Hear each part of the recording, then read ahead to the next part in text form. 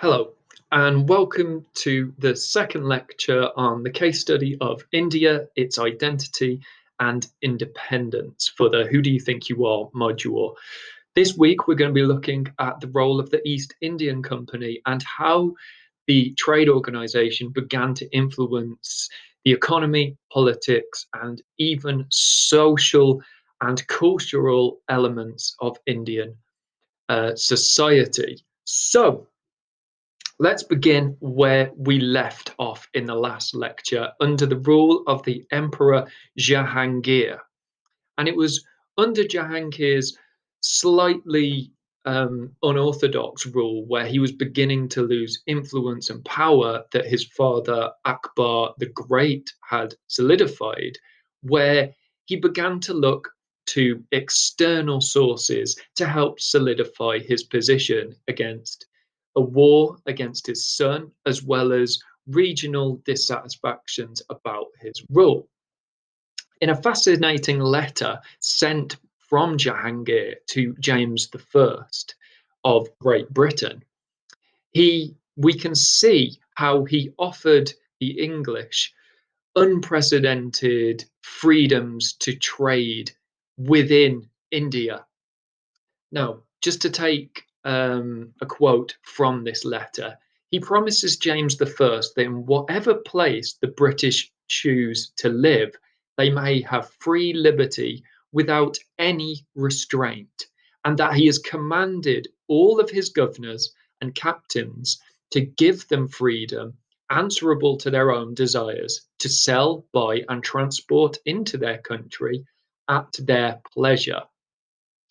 Now, in return for these trade freedoms, Jahangir is being given additional money, additional military power, and weapons to help solidify his own position.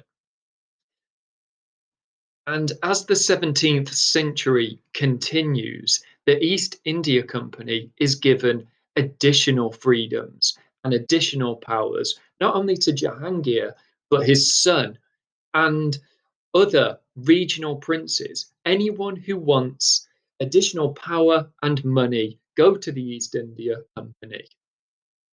And with this, the East India Company are given exemptions from export tax and import tax. And at first, they're incredibly popular.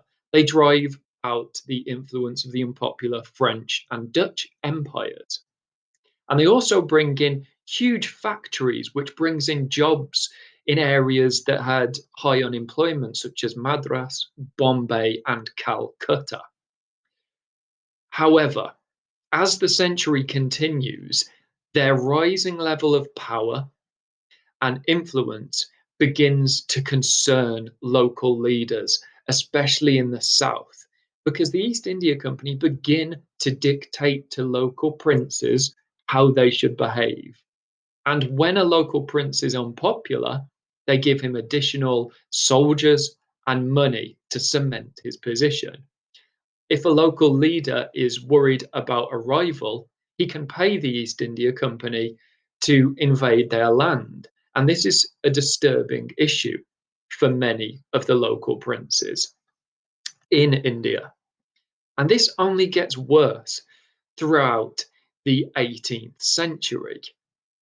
When Britain reaches a point, when British East India Company reaches such a position of power that they begin to reform economic and political local systems. They introduce local governors and councils to form policy and legislation, especially in Bengal, Madras, and Bombay. In fact, they become so powerful in 1570, in 15, sorry, in 1757, when a Mughal emperor breaches a contract with the East India Company, they actually overthrow him. So Jahangir's short sightedness in giving unlimited power to the East India Trade Company eventually backfires and plays an enormous role in the downfall and decline of the Mughal Empire. One of the most important leaders of the East India Company is an individual called Robert Clive. On the module handout, I've outlined some important works of his, and you should go and read them to get a better idea of the man. But he is ruthless. And if people oppose him, he imposes upwards of 89% tax on their products, which bankrupts and makes trade impossible for anyone who opposes him. And the East India Company begin to introduce formal legislation. Firstly, in 1793, with the Permanent Settlement Act, where they essentially create an entire new social class in India of princes who are financially backed and owe their position to the East India Trade Company. And so the power dynamics within India are changing drastically. And then in 1833, you get the Governance of India Act, where even more freedoms are granted to the trade company and to white British men who are moving to the area. And often the governors and local councils within India are made up of white Britons instead of national Indians, which obviously creates an enormous amount of tension within different social groups. But it's not just social, economic, or political changes that are taking place in India during this time.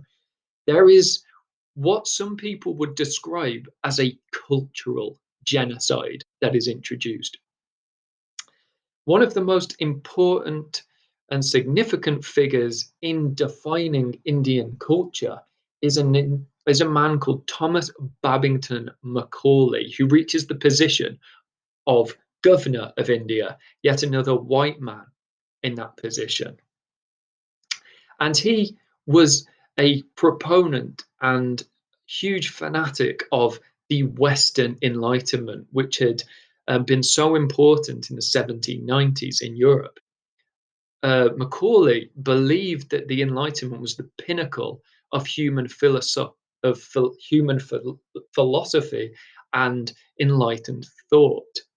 And he believed that Indian science and um, philosophy was barbaric in comparison.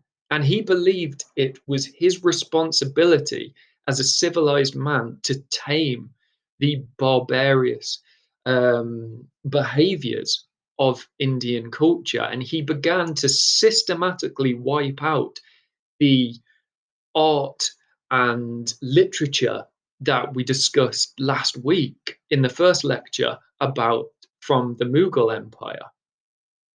He went as far to introducing enormous, widespread reforms to the education systems of India and encouraged English to be spoken instead of Indian, a massive attack on Indian culture.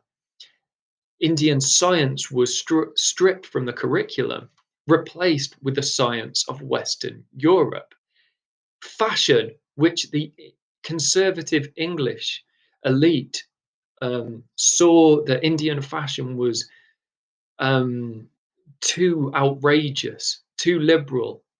People weren't wearing enough clothes. So strict Georgian and Victorian style clothes were introduced. So the people of India began to speak English, began to dress English, and were taught the English curriculum.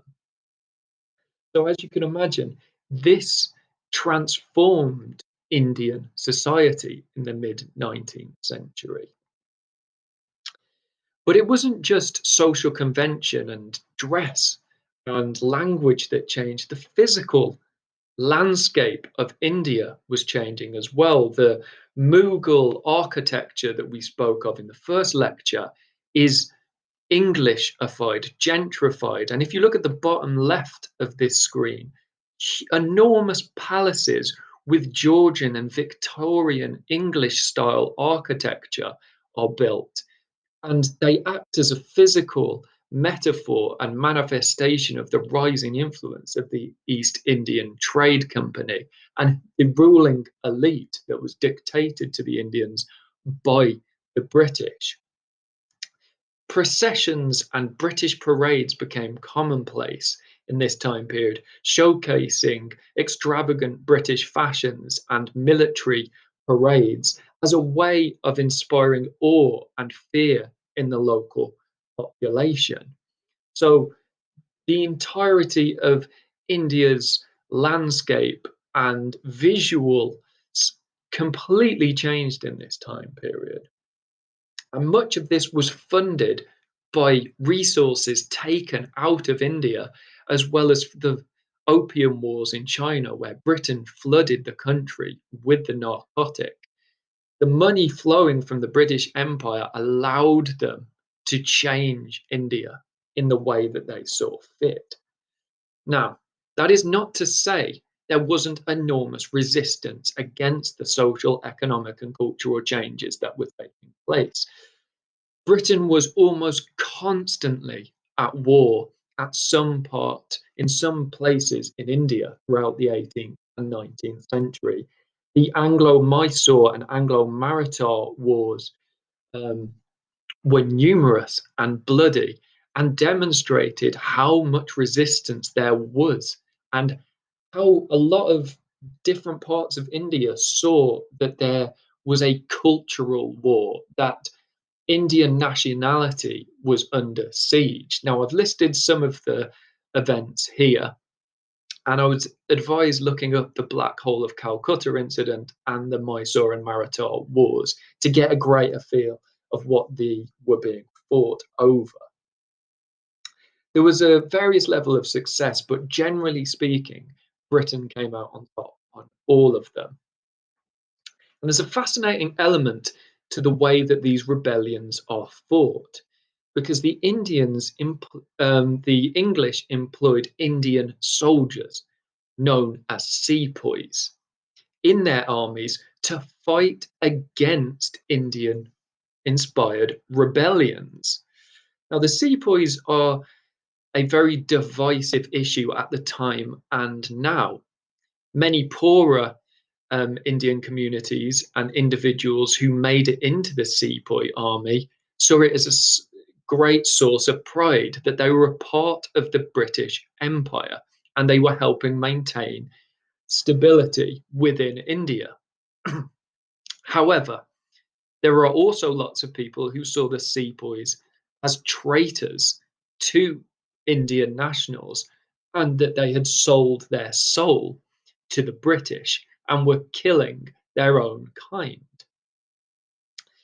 The sepoys were given job stability, which was always useful. However, they were paid low wages, given subpar weaponry, and poor living conditions. And what is extraordinary about the British East Indian Company army was that it was made up of over 95% were sepoys, Indian nationals, that they used to suppress Indian rebellions.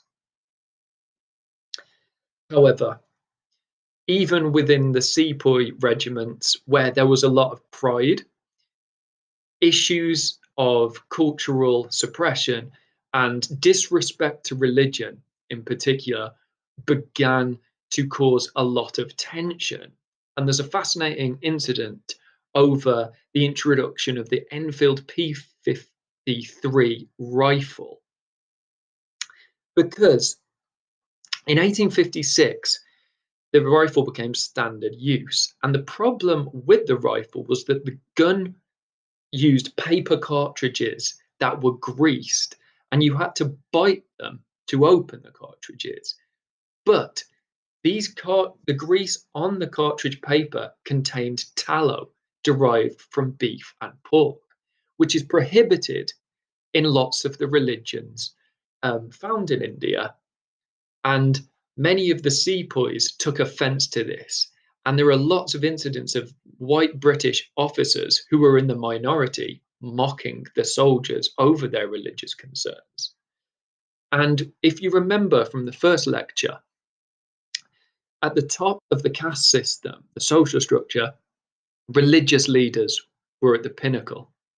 Religion was the most important aspect of Indian culture. And for the East India Company to mock the religious beliefs of the sepoys was unacceptable. And in 1857, this led to direct um, insurrection by the sepoys. It was, in many ways, this issue around the guns was the catalyst for lots and lots of different issues that were happening in the education system and the way the country was being governed. Soldiers stopped listening to their commanding officers, and we have lots of records of a huge increase in disciplinary procedures against sepoys. All of a sudden, in 1857, arson against British built buildings started to take place. And the military parades that I spoke of began to descend into anarchy.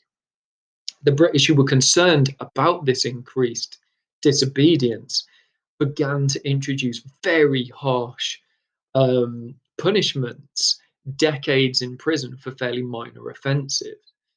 And in 1857, there were a series of prison escapes as the sepoys began to refuse to hold their fellow soldiers. In May 1857, this all came to a head when 50 British officers were killed by sepoys. And the British were incredibly slow to react to this. Because of the complicated political system and local regional conflicts that existed in India, the British was too slow to react. They also didn't have the numbers. As 95% of the East Indian Trade Company army was made up of sepoys, they were easily overrun. And even the infrastructure that the British had introduced, including um, roads and railways, as well as telegraphs, meant that the Indian army could communicate with each other very quickly and organize resistance. And the British struggled at first to tackle them. At the pinnacle of the crisis, the sepoys actually announced and proclaimed a new emperor. Now, Emperor Bahadur Shah Zafar was a descendant of the Mughals, so there was clearly a clamoring for a return to that style of government. However, what is really interesting about the proclamation of the new Mughal emperor is that it was opposed by Sikh and Punjabi and Hindus because the emperor was Muslim, and many Sikhs actually began to join the East Indian Company in oppressing Muslims and different religious groups.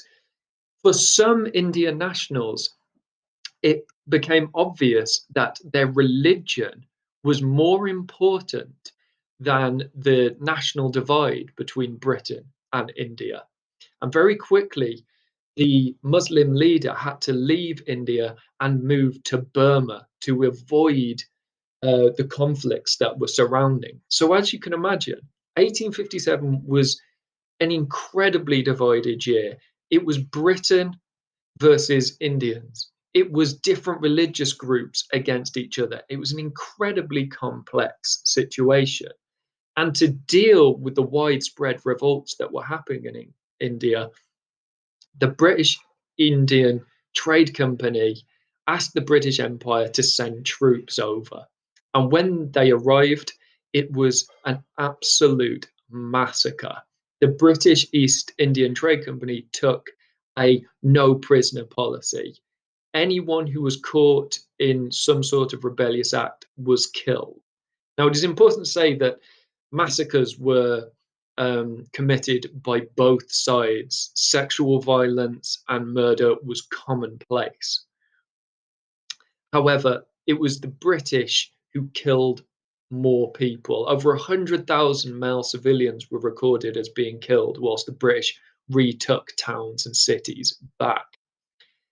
And often the British exploited the religious beliefs of local leaders to spread fear.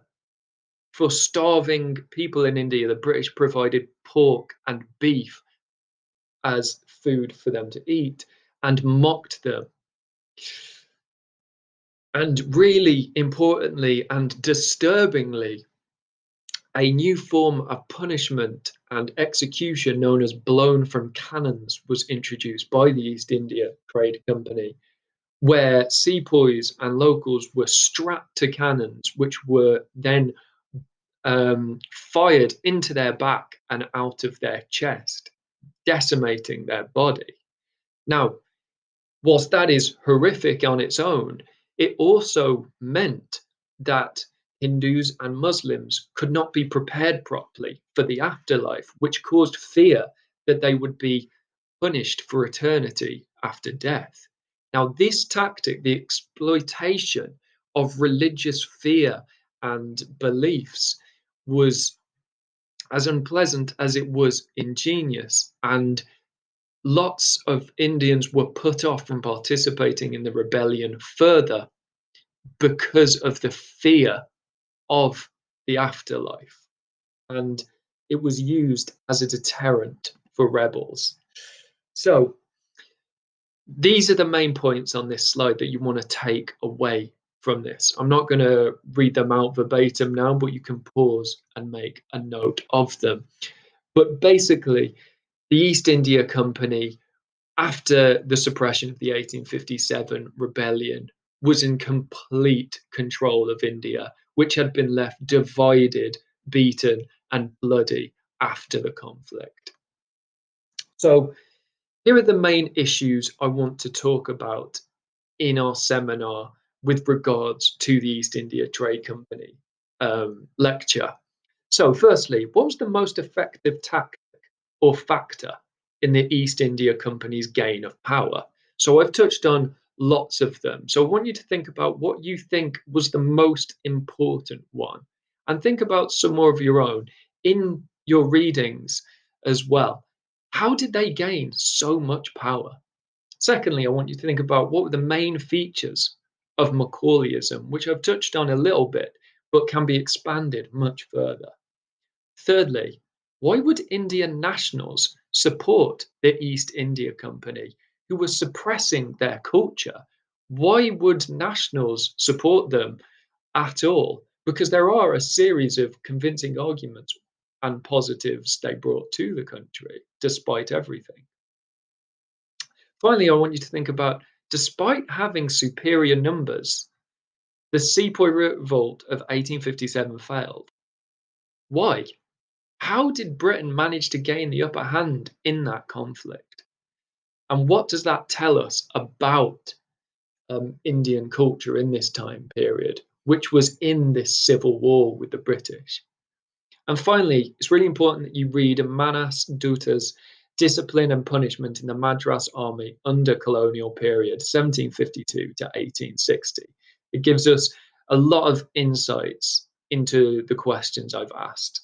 And that's available on JSTOR. It's pages 632 to 641. So I look forward to going through this topic in more detail during the seminar.